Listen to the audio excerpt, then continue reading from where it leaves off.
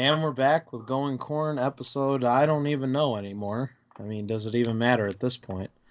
I'm your host, Greg Yearling, here with a special co-host, not the normal Jonkman, but some may say the better one. There'd be no way of knowing. The Sheriff. Welcome back to the show, my friend. Greg, it is wonderful to be back after a long hiatus of Caleb telling me I will never be on this podcast again. Greg has graciously offered me another chance to be here. Thanks, Greg. Yeah, so Caleb didn't want to be on this show because he's pretty much done with Leroy because he lost. So he's DED. He's done.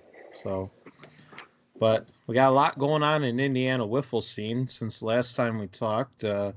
We just missed one round of the playoffs, so we'll get to that in a second. But Sheriff, how are you feeling about the Magic are in the World Series, one game away from a three-peat after a pretty epic games 3 through 5 on Sunday? Epic and controversial. Absolutely. So I mean, I don't want to jinx it or anything, so no, we still got to put in the work. We got to put the games in. The news will come back, but I want to stay strong, see how it goes from there. Absolutely. So, and then GBL is tied 1-1 on the Rippers and Nasty Boys. Thoughts on that? With no Caleb in the lineup.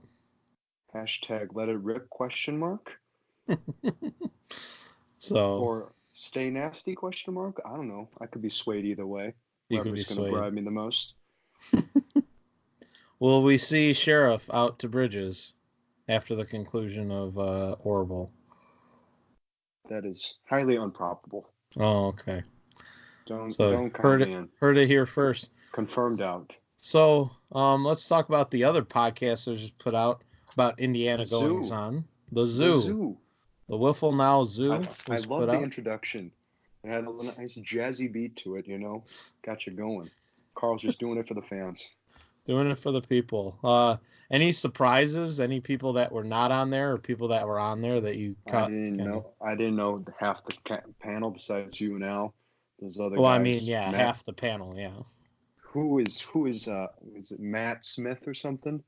No, who was the other Mookie. Dude? The Stone. No, that was Mookie. I'm talking about the Stonewall dude. Andrew Stone? Yeah. Where Carl says he's stoned half the time. That one was a good one. Yeah, that was good. How about those controversial DMs Al was sending up Carl during the podcast? Goodness. There'd be no way of knowing. I heard you were getting in there. Heard you were getting cornholed. Yeah, no. I'm not a part of. I was not on the list as I expected. I was not. Craig, you should be a top 5 wiffle personality. Absolutely not. Tim W was my for sure number 1, but I'm number 6 as usual. I'm better than Caleb, so thanks, Greg. That was a mistake, but anyway. Who was the top 3? It was Tim. It was 1. Tim was 1, Scott Seuss was number 2, and Eric was number 3. Not my top 3, but we'll roll with it. Thoughts on my picks? I had Tucker, Buzik, you, and Tim W. I was not expecting Buzik, but when I heard it, I totally agreed with it. I did not think of it. Right? That was a good pick. Dave is my dude. Great guy all He's around. A great personality, He just... I will still say it. He should not have been drafted in the 3rd round. Absolutely. Well, he proved that this year for sure. But I think he for sure finished. He did finish 2nd in homers behind Caleb. I did not get close to that. I think I was like 2 or 3 behind him to try to. Yeah, you were buns. You were buns this year. Oh. The only reason you caught up is because you had a couple rounds of playoffs by some unforeseen. It was all a plan, magic. Greg. The Badgers are planning on having a super team next year. Okay, here we go. Sam Stahl will be back on the team. You heard it here first. That's false. Maybe Marty. I can no longer afford Cam. Cam was the steal of the draft. Yeah, well, he just didn't want to play for an owner like Austin Warner again. So can we get an amen on that one? You never know where Warner's going to be. Well, we didn't see him really at all because he was knocked down the playoffs. First game along with the Narwhals. The Barnstormers said, "See ya." Yeah, they replaced him with Ian. That was a better option. So let's talk about the series. So from the last time you heard Going Corn, we didn't talk about the Badgers and Maniacs as we didn't know for sure what it would be. But in a shocking upset, the Badgers of Sheriff and the company took down the Maniacs in 2 games in pretty much a dominant performance. Talk about what you think went well that day for you. The Leroy win was a big factor. Yeah, they chose a blowing out field, which I was surprised with. You know, the bats were hot. I think it helped too. Just talk with my team. They didn't play for 2 weeks, so I feel like that played a factor. They were a little bit rusty. We got runs off of pretty much everyone except Vince, which that is a no-brainer. Vince is just dominant. He throws 4 pitches for strikes. One thing that, but with the wind blowing out, we were seeing the ball well. Our pitching was okay, but I mean, we just wanted to go in and play our game and pitched enough. Came out in ours. It came out for us, so I mean, for sure. So that ended up so that was one of the games. The Sluggers ended up beating the Crocs. I think, I don't know if we mentioned that one. I think we previewed it. I don't think we mentioned it. I don't know. So, yeah, but the Crocs lost in a third game. Vogas's arm just couldn't hold up. He gave up a couple slow pitch counts and then just ended up being a rough he gave up 1 run and then they had to face Eric, so it was just tough to be able to have to get a run. That was a sudden death game? Game 3. So I didn't see it. Yeah, and then that was when no one was playing, and then Barnstormers and Vultures played. With Barnstormers making an appearance with the tap piece, because apparently none of Quinn's guys could show up. How fitting. So who got to choose that? Did Tuck got to choose the 4th player. And so he picked a few other people, but they didn't end up being able to come. So he picked Tapper, and Tapper didn't give up any runs, actually, though, in his pitching. Yeah, 2 scoreless. So good for him. Or 3 scoreless. Tapper taught him a thing or two with the knuckleball, working out for him. Yeah, it's good for him, man. I hope he kind of continues that success and can be more of a middle-of-the-road player rather than, kind of towards the bottom with me and, some other people. Oh, you're not towards the bottom, Greg. Come on. I had the lowest salary of anyone in the league this year, so... Cole Feldy passed you up? Absolutely. So... It's all right. Breakout year. Yeah, just... I'll have 2020. Close to 3 $40 players, so... Narwhal's 2020 coming at you. I'll probably get cornholed. Somebody will have a kid or something, or some shit like that. Leroy Wynn will say, "Hello, Greg. Remember me?" Hello, darkness, my old friend. So, and then what was the other series we had? Maniacs, Crocs. Oh, so then that goes into the reason why Caleb probably is not here today. The Liners and Turtles series. That was, he caught the tail end of that. Yeah, so it went to the 3rd game. Oh, well, it went to extras in the 2nd game. Turtles. 9. Yep. Turtles came out on top, and then they came to a sudden death game, and that went, I think, 3 or 4 innings there as well. So it ended up with the Turtles winning in a 3rd game. Yes. In which Caleb thought he hit a game-winning home run. Wasn't there a controversial call before that? Didn't Matt peg him the game? Oh yeah, so there was so that was in the I think it was in the it wasn't in the sudden death. It was in that extra inning game 2. Mills kind of slowly went to 3rd, and then he sped up around 3rd to go home, and a lot of us were saying back because Matt had the ball, but he decided to throw it, and he Railed he him. got Mills on the leg and got him out. So, Big play. great. Yeah, that was probably Matt's best play ever. I mean, to be able to peg him from there, I mean, that was a big risky play because he could have just held it and had Mills at third. But then if he would have, thrown it away, and then I think Caleb was the one that hit the ball. He could have had Caleb on second with potentially another run coming around. So, yeah, it was a great series. I mean, I think that's probably one of the best series I've. If he would have stopped at third, all the next player had to do was just take a 10-pitch single and they would have won. Absolutely. I mean, if you look back at the video too, the play looked clean. Oh yeah, it was scooped it in. He just scooped in, tossed in, right on him. So clean play. So yeah, and that rounded out those series, and then the next round was the Badgers versus the Sluggers, and then the Badgers ran out of gas. Yeah, and then the Barnstormers and Turtles, and so yeah, we'll talk about that one first. The Sluggers showed how dominant they can be. Is that correct? I think they are probably, in my opinion, one of the best teams I've ever seen assembled in Leroy. From a pure talent, for sure. I think we got maybe close to 10 slow pitch counts in 2 games. I mean, They can all hit the strike zone effectively. I mean, John didn't really, I don't think he put as much effort into it as he could, and he still hit like 5 home runs and pitched a couple scoreless innings. I mean, Lauterbach throws gas. Hayworth can hit the zone effectively, and Eric's just nasty. I mean, you don't have anyone on that roster where you think you can get a guaranteed run against.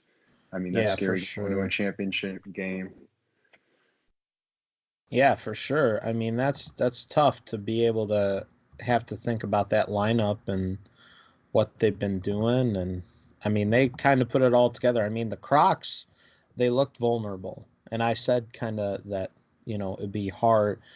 There's teams that could get to them, but I don't know. It's going to be very hard for, Well, true. If one of them has a down game, you have 3 other players that could pick them up offensively too.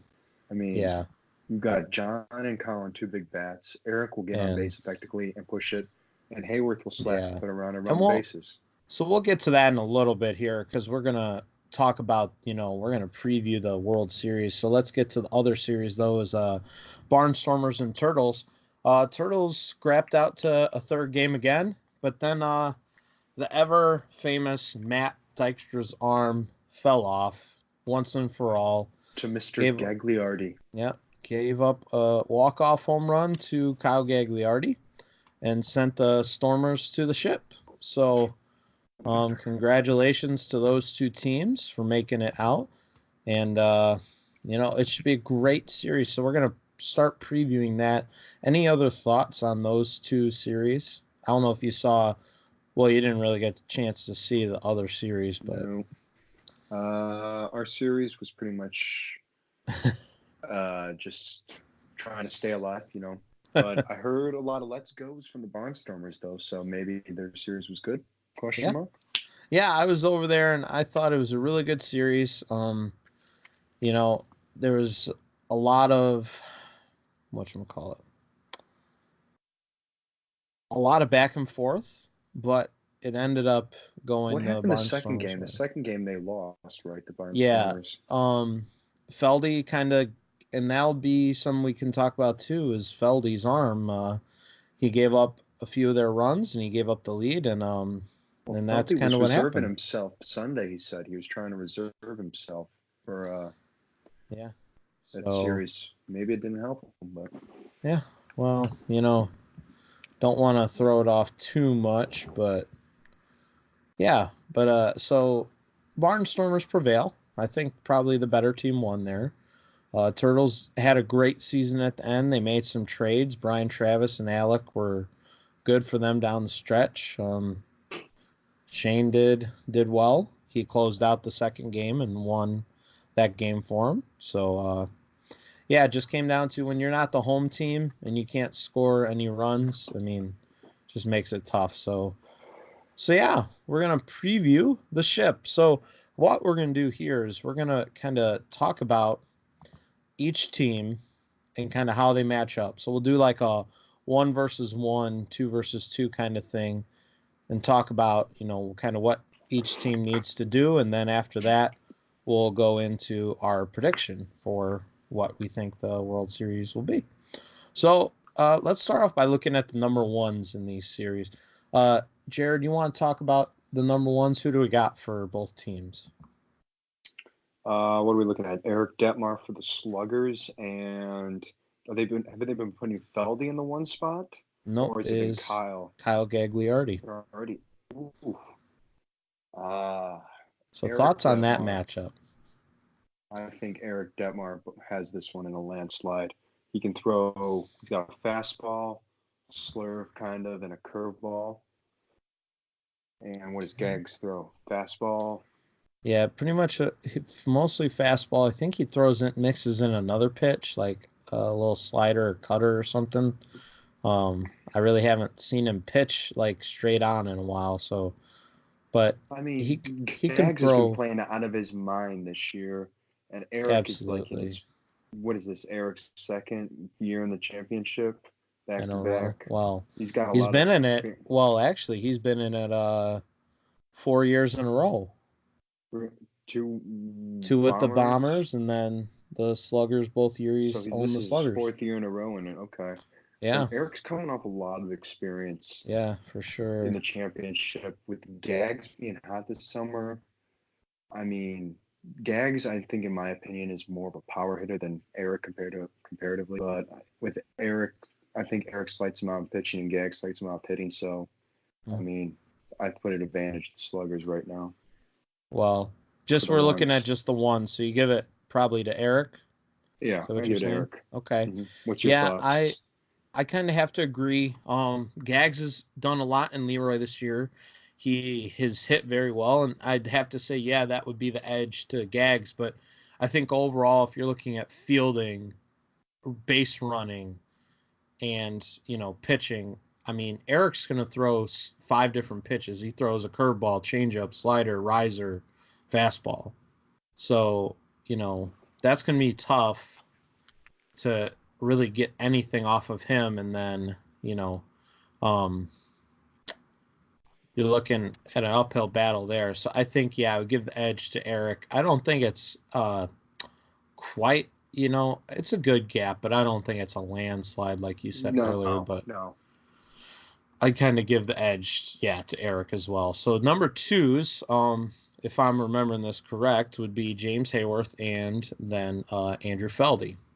So if you look at Feldy, when he's on, his arm is something else. I think he has to take off, though, he has to take off of some of his speed in order to get, in order to accurately pinpoint. Yeah. Mm-hmm. So that's what kind of gets him. If he can get up early in counts and then he can throw fast, I think the pitching edge has to go to Feldy. But I mean, I think it's, the opposite now of kind of, the Sluggers now. I think Hayworth has a better hitting line, but he can give up some runs, especially if he doesn't throw strikes. Feldy's had a pretty good bat. He got him a couple home runs in the Turtle series, but I don't know. This one's a tougher call for me. I mean, because Hayworth does a lot of the same stuff. He's incredibly fast. He's a great fielder. Like, he says it all the time. He's like, if he's on second base and anything's on the ground, he's going in and he's probably going to make it. So that's a big X factor. Those two at the top of the lineup, but I'm going to give the slight advantage to, tough call. I'm going to say very slight advantage to Feldy if he's on, like if his pitching is able to be on. So what are your thoughts? I've seen both this year. I faced the Barnstormers early in the year. I saw Feldy And recently I just saw Hayworth. As myself, from a hitter, Yeah. I want to look at the I fear the most when I'm in the batter's box. I would tell these a mean slurve, the pitch I'm talking about, coming Yeah. in tight. And Hayworth, I think that's Hayworth threw the most slow pitches out of all of them we faced in the semifinals. So from a hitter standpoint, in my opinion, I fear more Feldy than Hayworth. But when I'm on the mound myself, when Feldy steps in the batter's box, I don't really fear him as much as Hayworth. Hayworth will make contact with the ball, slap it around, hit the lines, and go for extra bases. So from that standpoint, I would take Hayworth. So if I had to pick who has the edge here, looking at the two, in my opinion, I would favor Hayworth over Feldy. Okay. So a little bit of a difference there. Yeah, I think the 1 and 2 are going to be big for this series. I think both the 1 and 2, that's going to be a big difference factor for whoever wins. Because 3 and 4 always have to be good. But so let's go ahead and take a look at the 3. I'll take this one too first. Okay. We have Colin and Ian Garvelia. So Colin, man, the edge in hitting has to go way towards him. He will. The dude literally just rakes anything. He rakes. In the zone. It's insane. If you put that ball anywhere near the zone, without some pace, he likes fast pitch more than he likes slow pitch. Yeah, so that's what makes him deadly.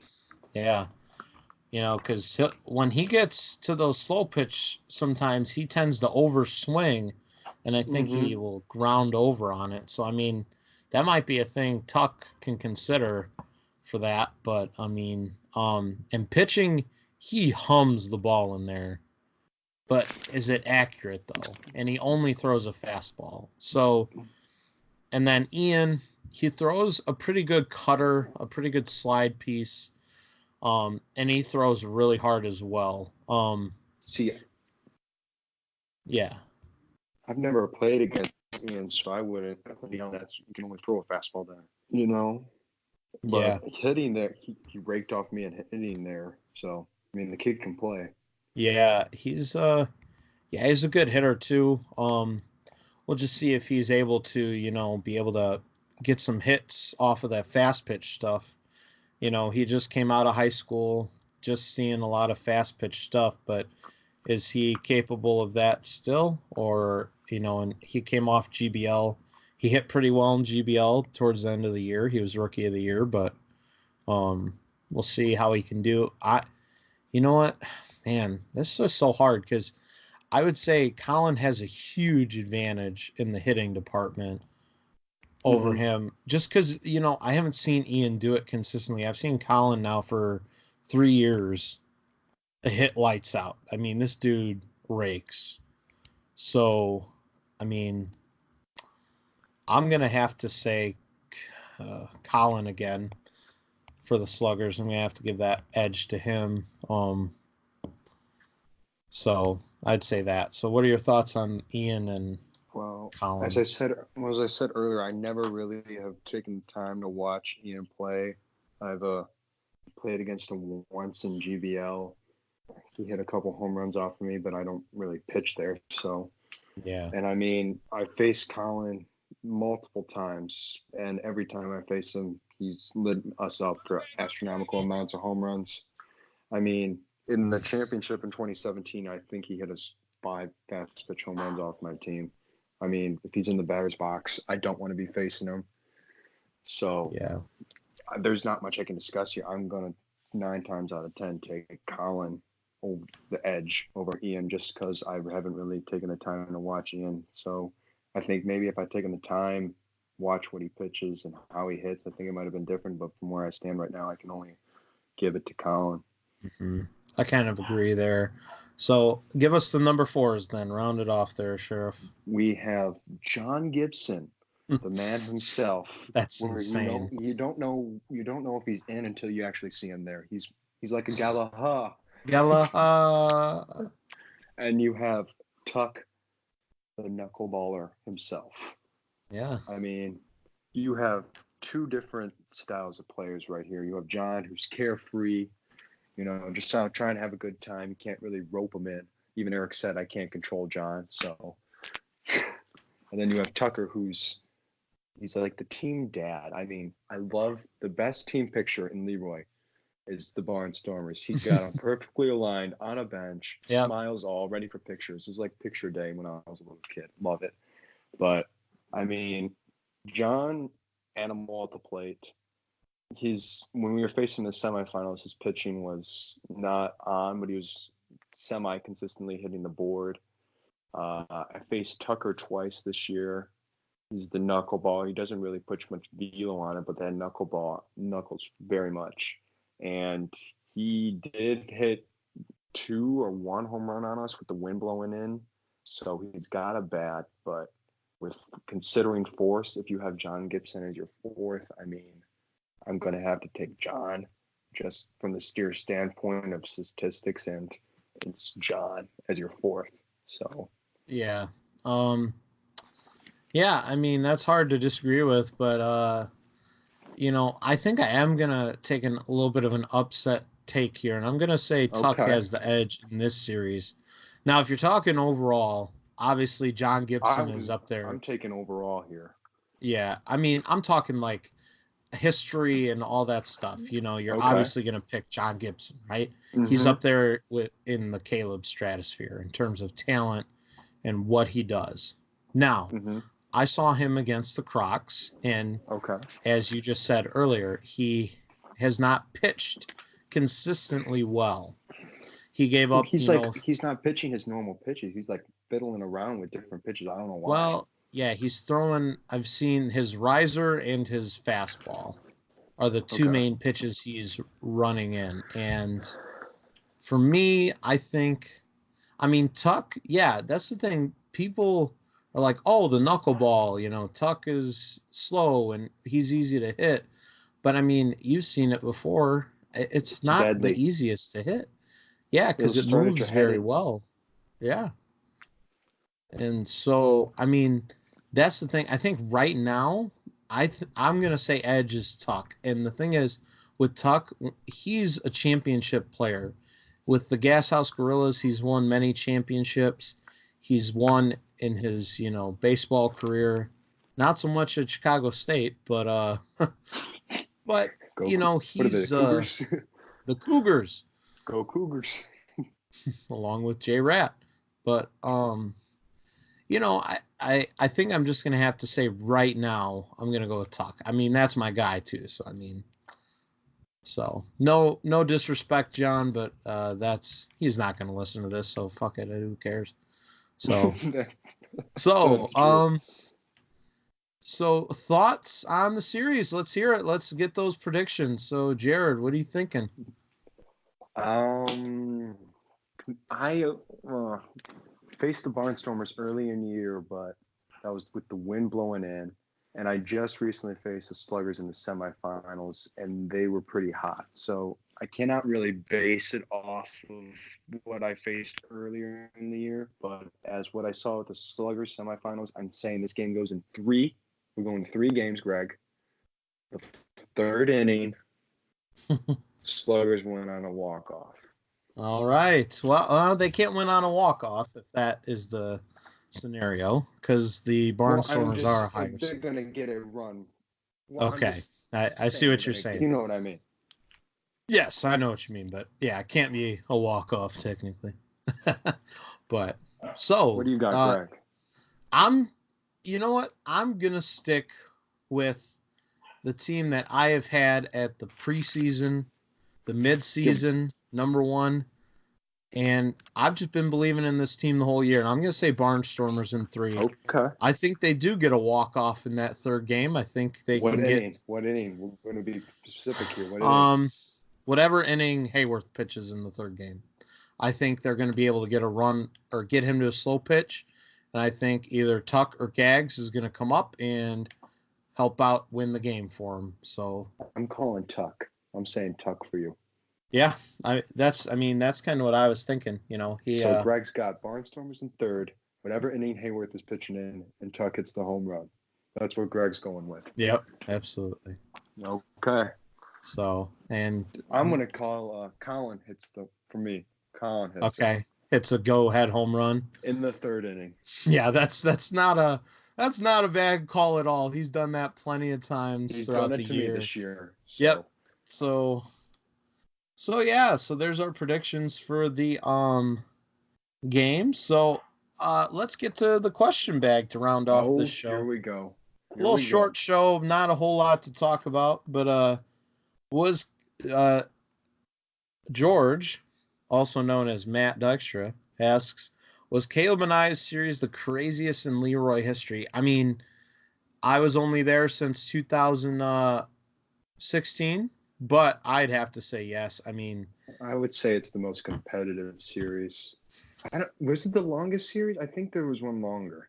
Well, I think the Bomber. Well, oh man, that Bombers and Liners series when there was that 3-on-3 was also that year that you guys went to the ship to go to the championship game. That was crazy too.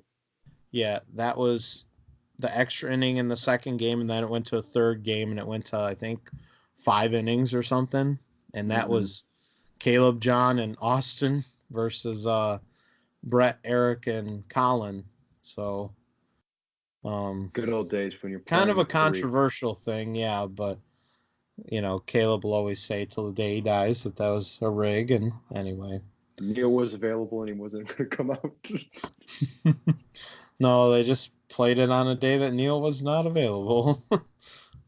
So when did you say? What was that? Okay. So we're in the owner's chat. Grant. Where did it go? Grant's the next one. It's not up that far, bro. It keeps going. I won't be an owner next year. Thoughts? Grant, that's sad to see. I hope you remain on a team all year. What Greg said. Sam Stahl, I won't be an owner next year. Thoughts? Well, you've never been an owner, so I did not expect. Well, you're not going to be an owner because I'm going to draft you. So, #Badger Nation. Okay. Sheriff asked, "How was your day? How's your day been going, Sheriff?" I had a great day today. Easiest setup. Jesus. Thanks for asking, Sheriff. Man Boobs, also known as Caleb Jonkman, says, I won't be an owner next year. Thoughts? Which I responded to, welcome to the Narwhals, because that's about the only team that can draft him. Caleb and Greg, noble Narwhals. #be noble. #I might actually win some games. George says, I won't be an owner next year. Thoughts? Well, I kind of figured that. He's been saying that for a while. The arm is gone. I think he's kind of ready for a semi-retirement. Maybe put down a few claws. Just be an observer. So, let's see. Let's see if there's any more questions here. Matt just said some there. Sam says, Tucker, what field you want? Jim says, Harambe. So we'll be seeing some Harambe tomorrow. We got B Cup, also known as Egg, also known as Jordan Moselle asks, will we see Pencil Skirt again? I hope so, Jordan. I hope so. And then B Cup also says, will there be a golf outing / all-star game? I don't know. Greg left the Leroy board. He seemed to be a little frustrated with this one.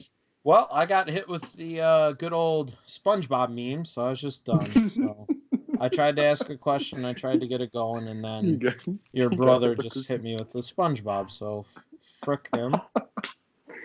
You got hit with the SpongeBob Maybe meme. That's why you're not on the podcast today. Or maybe it's just because you're a sad pity party. Is there any on Twitter, Greg? Oh, yeah. There's always some.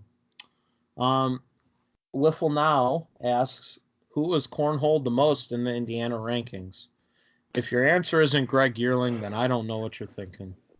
Carl, if you're listening to this, your podcast made me LOL today. Out loud. In the Chipotle.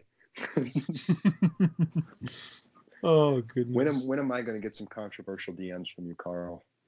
Huh?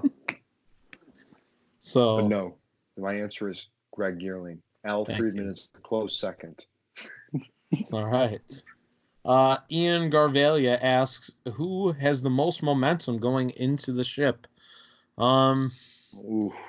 I would say that's I'm hard to going to say tell. Barnstormers after the walk-off. Yeah, I'd say so. They're, The Sluggers kind of got two lackadaisical wins, but the Barnstormers got a big-time win going off the walk-off. So I'm going to say Barnstormers. What are your thoughts? yeah, I'd have to agree. I think they probably had a little bit of an easier time. Not to say, I mean, it's just you guys kind of, like you said, just kind of ran out of gas. I don't think it's I anything mean, against. we had to go through two You had a super great teams. season. Yeah, you had a great season. I So, think I think coming back from being 3-9 to at least being even, I would say that is a great 3-11, I season. thought you guys were. We were something awful. So Yeah, so to couple come all the way takeaways. back and make it to the First, semifinals, I just want to that's give a shout out here to Marty Rizala. The man has never won a Leroy playoff series until this year. Give a round of applause to Marty. well, Hell of a season. well, he almost gave it up to the Narwhals. That would have been That would have been tragic. that was if we wouldn't have given up so many dang runs before that, that would have been great. But That's something you hate to see. no. What But else we got in the question bag? Kyle Gagliardi asks, when the hell is the All-Star game? Reference back to SpongeBob meme. yeah, so, and because Caleb said there'd be no way of knowing, the reason there'd be no way of knowing is because the guy who actually tried to organize it decided to Has leave left the because he chat. was ridiculed. So, anyway. And Kyle Gagliardi says, I was cornholed from the top 19 wiffle personalities. So, Greg, what's your your thoughts on thoughts? that? Thoughts, You can go Jared. first. Greg, this is all you first. I'd say he should have been in there. But I mean, the thing was he wasn't it was like a last minute thing for him to come to the national scene, so I don't think a lot of people heard about him beforehand because you saw like the other two guys picked just Circle City guys Yeah. and I wonder, he picked like 4 Circle City guys, like. yeah, he picked Okay. Dudas. Well, there was Dudas, Speak Senior, Speak Junior, Palmer. Yeah, all great guys, but yeah, if we're talking personalities, I'd say Gags on the he hasn't done podcasts in a while, but he's still a personality, I think, and I'd say he should have been in there. He was on my honorable mentions, so he should have been over there and over some other people. I agree. Yeah. So, but let's see. And then Vogus just says these travesties will not happen on a reputable podcast like Wiffle Later. Big Wiffle Later, guys. Why Wiffle now? Newman comes in and says, what team would I fit on? Corn Talk. Vogus says, you're more than welcome to join my Pinchy Crabs in 2020. #PinchPinch. When is Carl Coffey going to come out to Leroy? He says he's going to be at the Hometown Days 2020, which I think is fake news. He will not be there. Well, we'll see, he said he's going to get Stoney out there and oh boy. get him to but yeah, so anything else? Anything you got to plug? The plug. Why Wiffle now, Greg? You should be asking why Wiffle Later, because I'm getting kicked out of the house now. Hashtag around the clock talks.